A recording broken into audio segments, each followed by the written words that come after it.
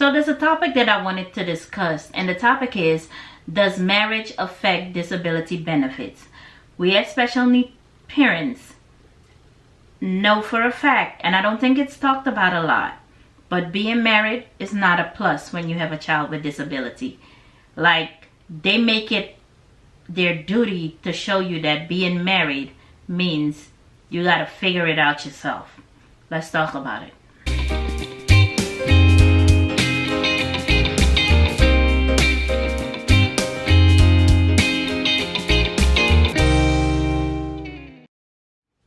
Hey special family, welcome back to another video.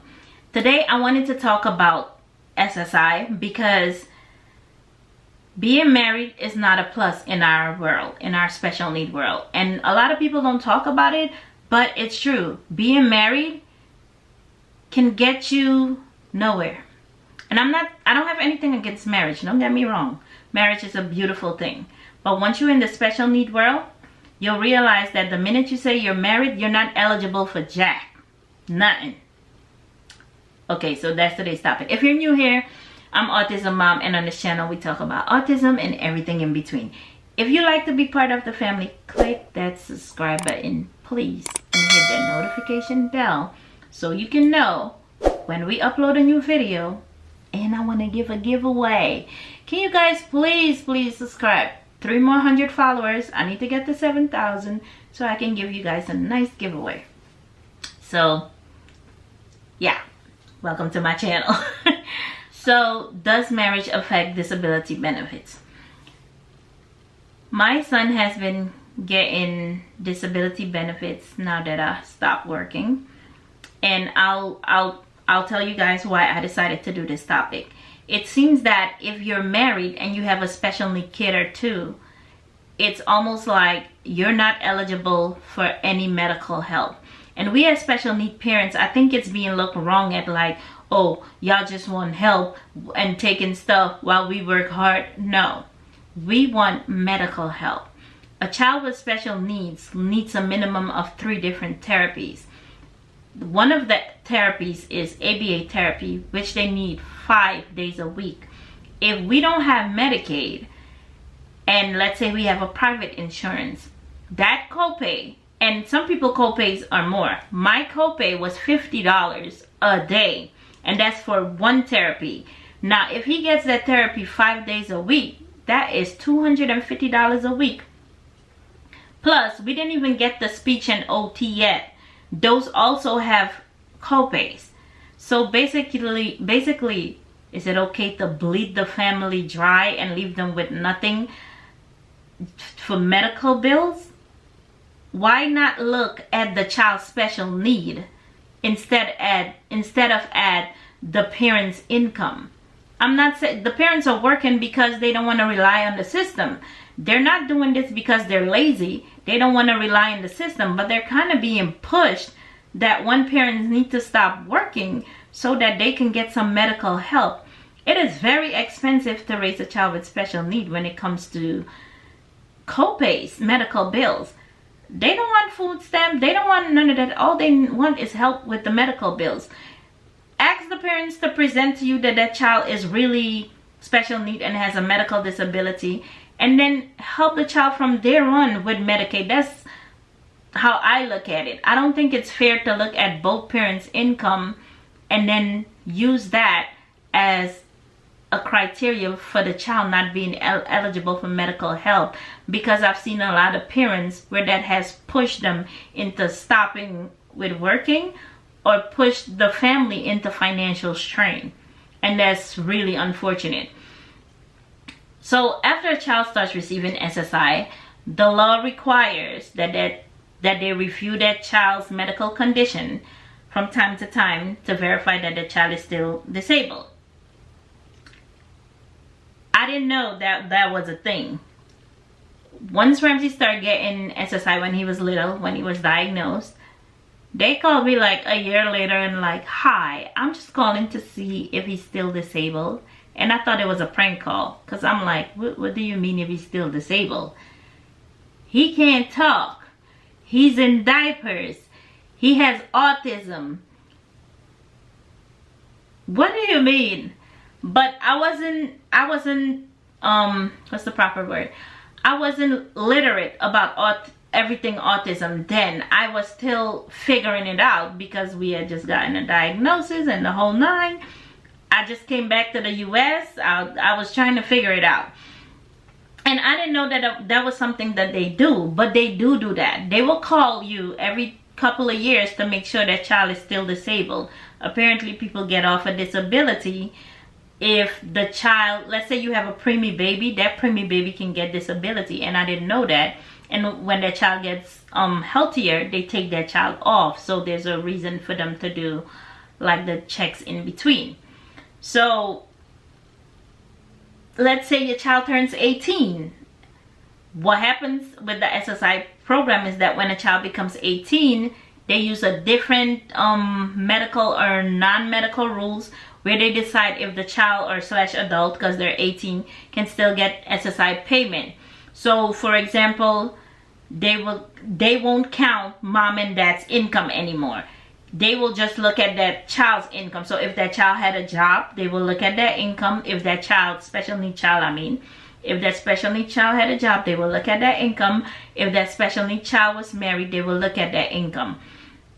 And depending on that, they will determine if that child is still eligible. When your child turns 18, you will have to give that child their own account, because they deal with that child now. That child money goes to him instead of you as the guardian. Even if your child is eligible for, even if your child wasn't eligible for SSI before his or her 18th birthday due to a two-parent household where the income was high according to them, because there's a scale. I'm going to show you the scale in a minute. When the child turns 18, go back and reapply for SSI. That child might be eligible then, because you as parent, your income is not calculated. They only look at the income of the child. If the child is not working, even better. If the child has a job, they look at that. If that child is married, they look at that. But if your child wasn't eligible before 18 due to a married couple's income, look, when the child turns 18, go back and apply. They might be eligible then. The treatment of marriage is a frequent consideration in the SSI benefits, because I think I don't know about other states. I'm talking about Georgia. That's how it works here. And I've heard, I don't know how true it is, that certain states, they just look at the child's disability and not at the parent's income and determine if they can get Medicaid. There's also something called Katie Beckett Medicaid, where they don't look at your income as parents. They look at the child's disability, but that only lasts for a certain time. There's a time period on that. Then you're back to square one. I'm not saying don't use it. You take all the help you can get. If you need to apply for Katie Beckett, apply for Katie Beckett.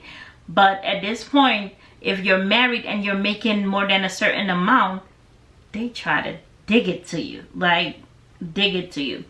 So, to be eligible for SSI benefits, the child must either be blind or disabled. The child can be eligible as early as when they're born, and there's no minimum age requirement. And they can be eligible until 18, and then 18 they reevaluate them, which consider them adult, and approve them again if necessary by the standards that they have. Now, the main thing on here is I wanted to show you guys the income chart. So I'm going to put it up on the screen in a second. The income chart will show how much a parent with one child, 2 kids, 3 kids, etc. need to make to be eligible for SSI in 2021, and how much a 2-parent household need to make monthly to be eligible for SSI.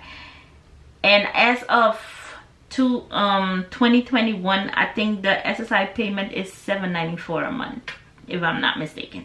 Okay, let me put up the chart. So here's the chart. So on the chart, you'll see something that says all income is earned and all income is unearned. For the part that says all income is earned, they mean wages or net earnings from self-employment, and unearned income, for example, Social Security, pension, unemployment compensation, interest income, and state disability. So if you as a parent in a one-parent household have 1, 2, 3, 4, or 5, 6 kids, this is how much money you need to bring in row 1, starting from 3301 down to 5683. In a 2-parent household, it's 4492 for 1 kid down to 6477 if you have 6 kids. So that's 8 people, and that's what needs to be coming in monthly.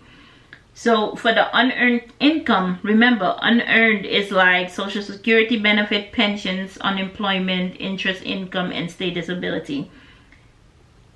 1-parent household and a 2-parent household.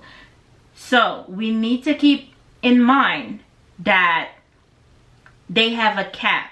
Some parents were denied. Let's take a look again into one.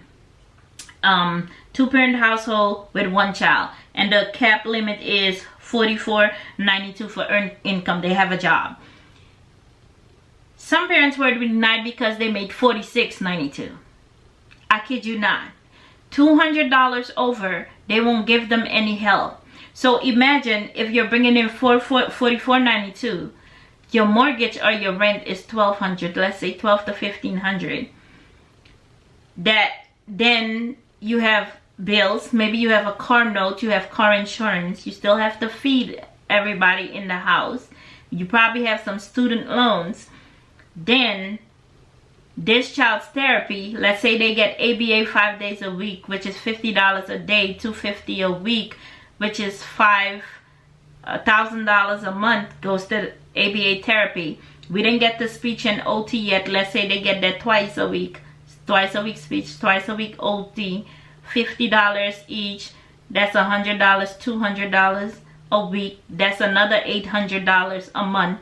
That's $1,800 a month in medical bills. Do you see where I'm going with this? I'm just trying to show how helpful it is for a child with special needs to get Medicaid or SSI. And when a child has SSI, a special needs child has SSI, they are eligible for SSI Medicaid.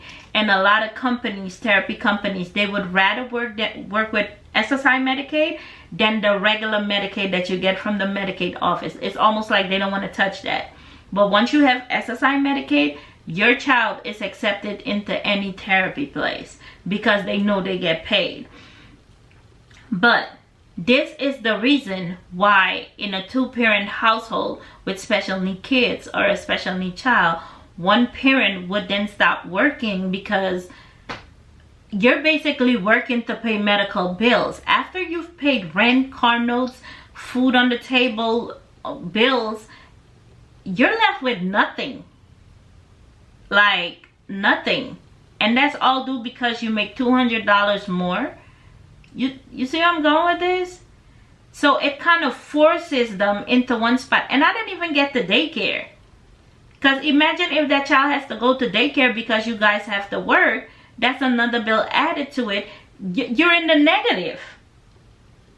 So this situation forces parents that they need to make the harsh decision of one parent having to stop working or taking a job that pay less so they can get this child some medical help or therapies. So I wish they would do something about that or find a way to make it more efficient for special need parents.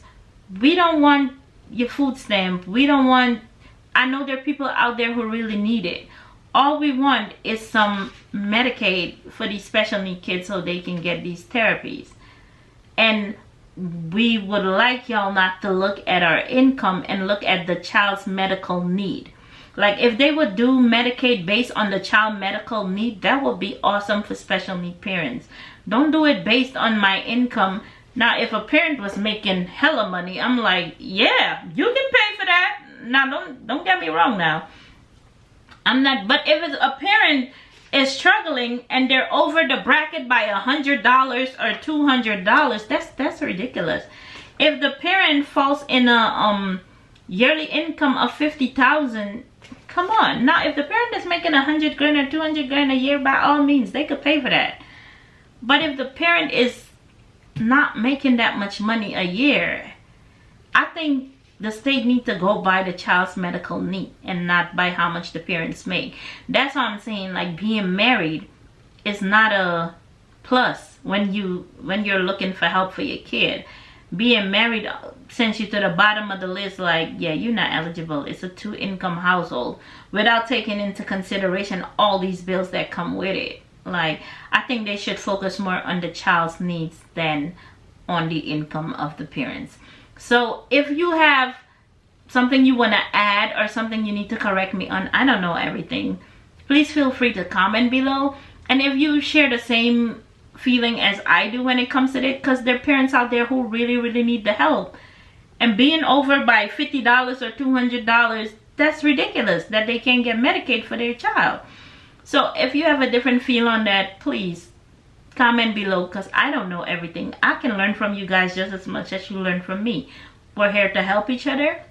We're a community and we're in this together. So please feel free to comment below, and I'll catch you in the next video. Bye.